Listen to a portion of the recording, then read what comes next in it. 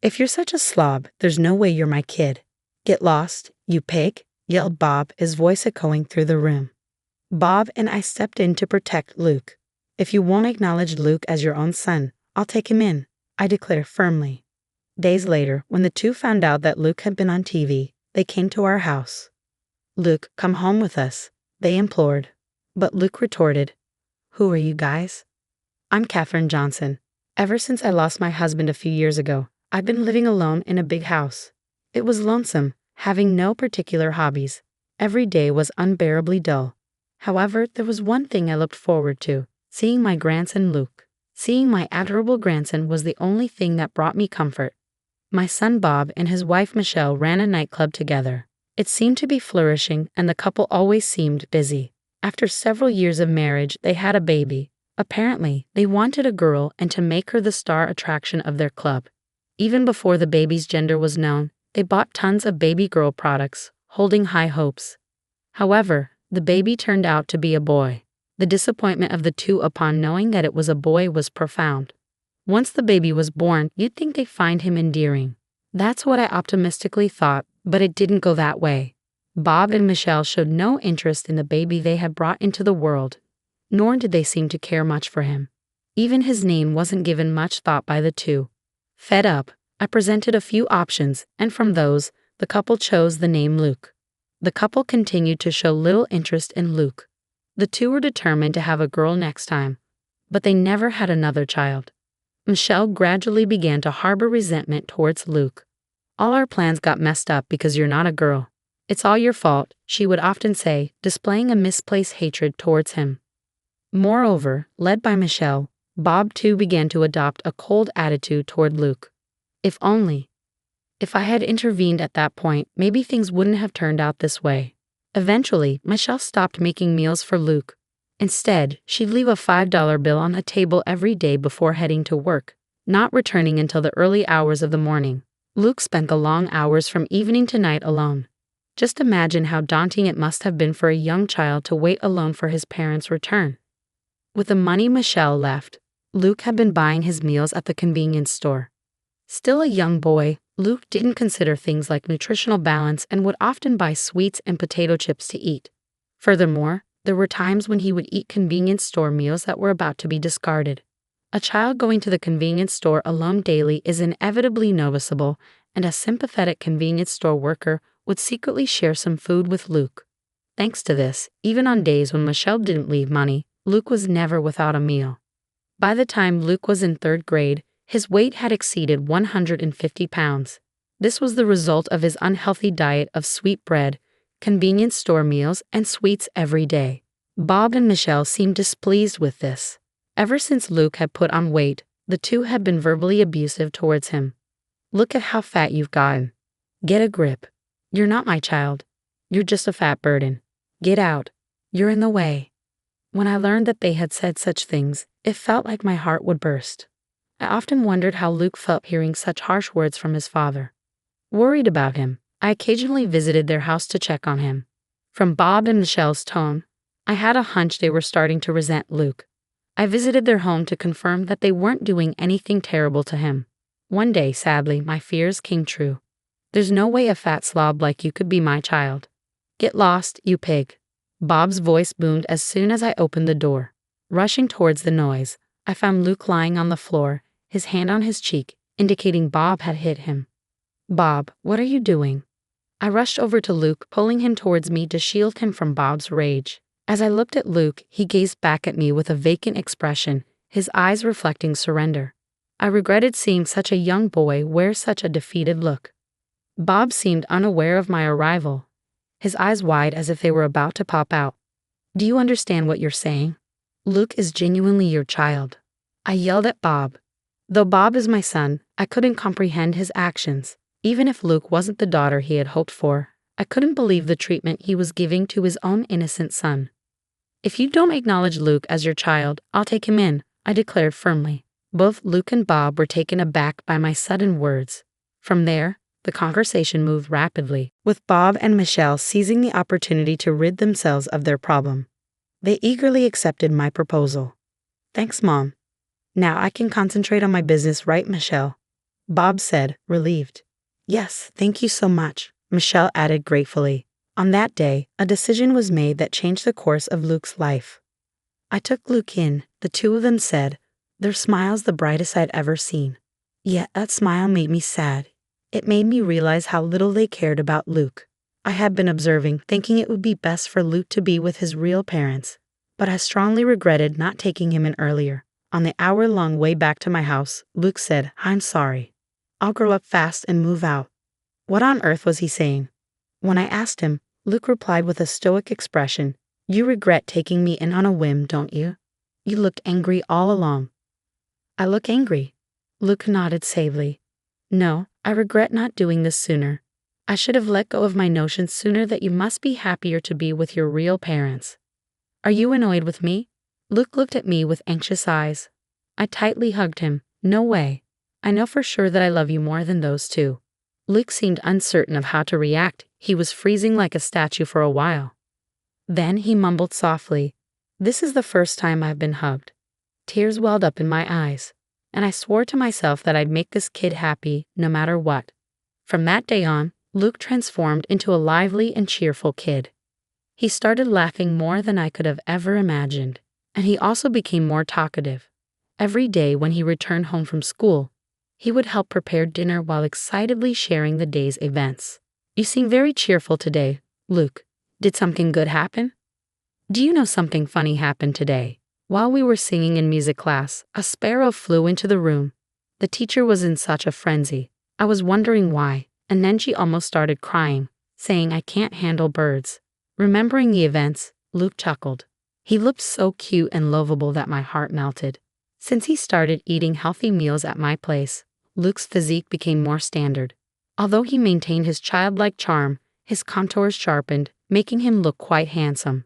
He shyly told me that the girls at school started talking to him more. Luke seemed happy every day, and I was relieved to see him that way. The day of the first parent-teacher conference since I took Luke in came. Luke's homeroom teacher made a suggestion. Why don't you have him take an IQ test at the hospital? This suggestion made me anxious. I felt like they were saying there was something wrong with Luke's intelligence. Is Luke falling behind the others?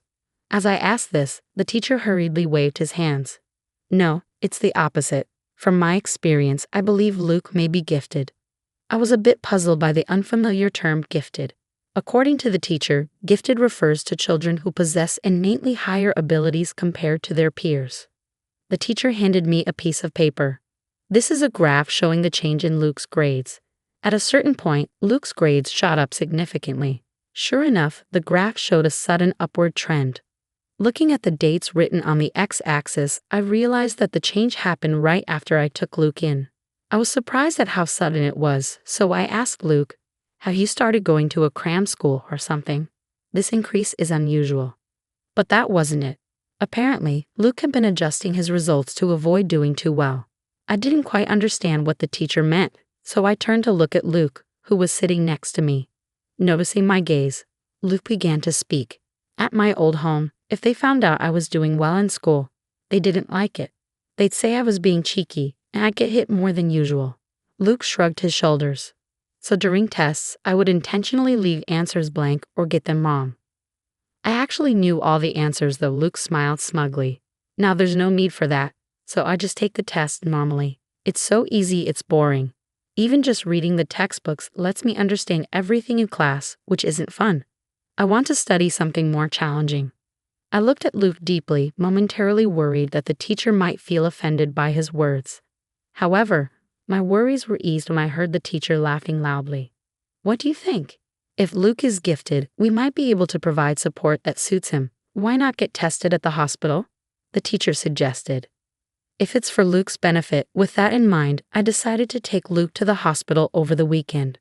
From what I could tell, based on his behavior at school and home, as well as the results of his IQ tests, it seemed that Luke may be gifted. The doctor spoke clearly. Luke's IQ was significantly higher than average, which surprised me. I had no idea Luke was this smart. No wonder he finds school so easy. To fulfill Luke's desire for more challenging studies, I decided to hire a private tutor for him. The tutor was a veteran who graduated from a prestigious American university, and he understood Luke's characteristics. Luke was pleased, saying it was more fun than school. He passed both the English and Chinese proficiency tests with the highest grades at the tutor's suggestion. When the tutor posted about his proud student on social media, it spread rapidly. Luke became the talk of the town, and we started getting interviews from newspapers and television stations. One day, while spending the usual time with Luke, the doorbell rang. "Oh, are there reporters here already?" There was still about 30 minutes left until the interview time. I opened the door, expecting the reporters, and was surprised. "Long time no see, Mom. I've come to get Luke." There they were, Bob and Michelle. "What brings you here?" When I asked, Michelle flashed a bright smile and replied, "Dear mother-in-law, thank you for caring for Luke until now. From now on, he will live with us." I couldn't believe what I was hearing. "What on earth is this woman talking about? You must be joking." "Luke has an interview soon. I'm very busy. Please leave." Upon hearing the word interview, Bob and Michelle's eyes lit up. So it really was Luke we saw on TV. Our son is truly remarkable. Their faces turned towards each other, excitement bubbling between them. And then they blurted out an outrageous idea. "If Luke comes back, our shop will be secure." Beside Bob, Michelle was nodding fervently. "If we get customers who come to see Luke, our sales will go up. In the long run, we could even leave the management to him. That would make life easier for us." I was astounded at the self-serving thoughts of the two. After claiming that Luke isn't their child, they show up to take him back when they realize how talented he is. A child is Luke, not a possession of his parents. Don't you understand? I had reached the limit of my patience. Just as I was gearing up to give them a piece of my mind, Luke appeared behind me. Seeing Luke, Bob and Michelle broke into smiles. Their smiles only stoked my irritation. However, their smiles were shattered by a single phrase from Luke. "Who are you guys?" Luke asked, staring at the two straight on. They looked bewildered. "Who are we?" "We're your dad and mom. You're a beloved child who I suffered to give birth to," Michelle said, her words making me feel sick. How dare she call him her beloved child? Just as I was about to retort, Luke smirked and said, "My only family here is my grandmother." "I don't know you people who abandoned me," he stated firmly. "Luke, that woman is your grandmother, not your mother. Come back home with us." Bob tried to persuade him gently, but Luke glared at him. "My home is here with my grandma. Unlike you, she's always showed me love. You abandoned me, and now you want to reclaim me because you think I'm useful. You're not my parents." It was the first time Luke had ever raised his voice like that. Bob and Michelle cringed at his outburst. Bob, visibly irritated, tried to grab Luke's arm. Just as I was about to intervene, a voice called out from behind Bob. "Is what he said true? Did you abandon him?" Journalists began to gather around, their faces solemn. They had come to interview Luke. It was already the time of our appointment with them. Reporters surrounded Bob and Michelle, circling them and firing off questions. Later, this interview was broadcast on television with a sensational title, "The Sad Past of a Genius Boy, Confronting the Parents Who Abandoned Him." The impact was immense. The couple was lambasted on social media, and their business received numerous angry calls. How could you abandon him just because he wasn't a girl? People demanded, "Don't try to manipulate your child for your own convenience." On top of the angry calls, crowds of people apparently gathered to see the faces of these terrible parents. Needless to say, business couldn't operate normally under these conditions. In desperation, Michelle reached out to her parents for help, only to receive a cold response. "You reap what you sow. Deal with it yourself. We have no intention of helping anyone who abandoned their child." Bob and Michelle were universally scorned and abandoned. The two of them were reportedly upset, crying out, "Why is this happening to us?"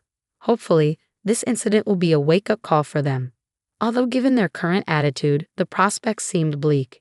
After that incident, Luke and I quickly moved away. I wanted to cut ties with them. I couldn't stand going through this over and over. I respected his decision, and we moved far away to prevent the two of them from ever approaching Luke again. We would have sought legal measures if we could, but it seems it's hard to sever ties with biological parents, even if they are adoptive. In Luke's new school, he made a good friend who seemed to understand him well. Luke would bring him home, show him his homemade programming, and happily explain his points of interest. While I found Luke's interests a bit hard to follow, his friend seemed to understand. listening attentively and nodding as Luke explained. From time to time, they would be engrossed in a discussion about programming. Seeing Luke so happy always made me feel glad we moved here. Thanks to his new friend, Luke has been able to live freely and happily every day. I hope they continue to get along well and support each other.